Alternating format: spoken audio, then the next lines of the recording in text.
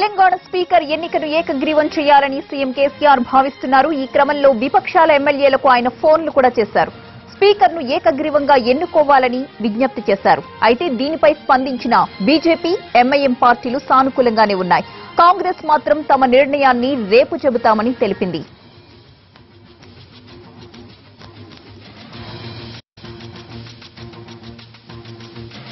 దీనికి సంబంధించిన అప్డేట్స్ అందించడానికి మా ప్రతినిధి సోమగోపాల్ ఫోన్ లైన్ లో సిద్ధంగా ఉన్నారు. సోమగోపాల్, స్పీకర్ ఎన్నిక ఏకగ్రీవం అయ్యే అవకాశం ఉందా?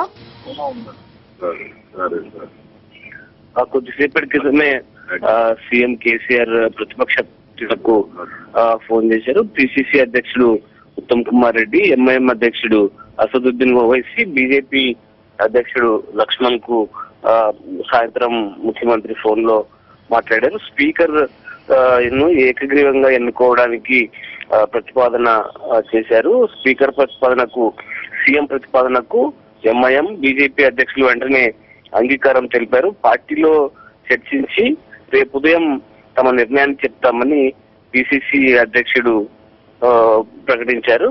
అంటే ఇప్పుడున్న బలాబలాలను చూసినప్పుడు టీఆర్ఎస్ పార్టీకి మెజారిటీ ఉన్నప్పటికీ కొంతమంది ఇండిపెండెంట్ ఎమ్మెల్యేలు సపోర్ట్ ఉంది. అలాగే ఎంఐఎం పార్టీ ఎన్నికల్లో మద్దతు ఇచ్చింది.